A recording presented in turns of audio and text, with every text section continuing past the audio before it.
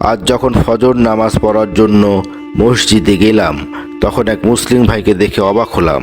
অজু করতে গিয়ে একজন ব্যক্তিকে দেখে জিজ্ঞাসা করলাম, ভাই, চোখে পানি কেন?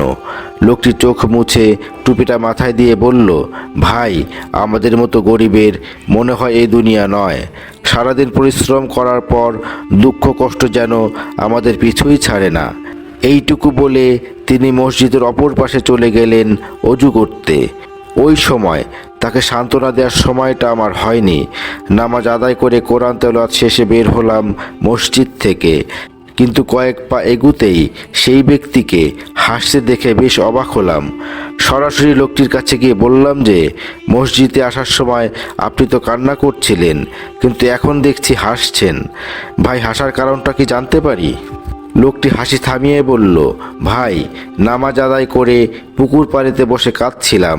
মসজিদের ইমাম সাহেব আমার কান্না দেখে এগিয়ে আসেন ও জিজ্ঞাসা করলেন কেন কান্না করছি আমি কান্নার কারণটা বলার পর তিনি আমাকে এমন কিছু আয়াত শোনালেন যা শুনে আমার সব দুঃখ কষ্ট আমি ভুলে গেলাম। লোকটির কথা শোনার পর নিজেই হাসতে হাসতে বাসায় চলে আসি, কারণ পবিত্র কোরআনে এমন কিছু আয়াত রয়েছে যা সত্যিই একজন মানুষের সব দুঃখ কষ্ট ভুলিয়ে দিতে পারে। আসুন সেই আয়াতগুলো সম্পর্কে জেনে নিই। আল্লাহ কষ্টের পর সুখ দিবেন। সূরা তালাক আয়াত ৭।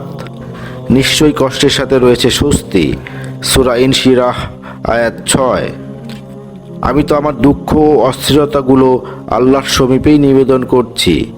সূরা ইউসুফ আয়াত ৮৬। জেনে রেখো, আল্লাহর সাহায্য নিকটে। সূরা বাকারা আয়াত ২১৪। আল্লাহর রহমত থেকে নিরাশ হইও না, নিশ্চয়ই আল্লাহর রহমত থেকে কাফের সম্প্রদায় ব্যতীত অন্য কেউ নিরাশ হয় না। সূরা ইউসুফ আয়াত ৮৭। আল্লাহ কোনো ব্যক্তির উপর তার সাধ্যের চাইতে বেশি বোঝা চাপিয়ে দেন না। সূরা বাকারা আয়াত ২৮৬। এবং অবশ্যই আমি তোমাদের পরীক্ষা করব কিছুটা ভয়, ক্ষুধা, মাল ও জানের ক্ষতি ও ফল ফসল বিনষ্টর মাধ্যমে, তবে সুসংবাদ দাও ধৈর্যশীলদের। সূরা বাকারা আয়াত ১৫৫। হে ঈমানদারগণ, তোমরা সবর ও নামাজের মাধ্যমে সাহায্য প্রার্থনা করো, নিশ্চয়ই আল্লাহ ধৈর্যশীলদের সঙ্গে রয়েছেন। সূরা বাকারা আয়াত ১৫৩। হে আল্লাহ, আমি তো কখনো আপনাকে ডেকে ব্যর্থ হইনি। সূরা মারিয়াম আয়াত ৪। ইয়া আল্লাহ, আপনি আমাদেরকে কবুল করুন, আমিন।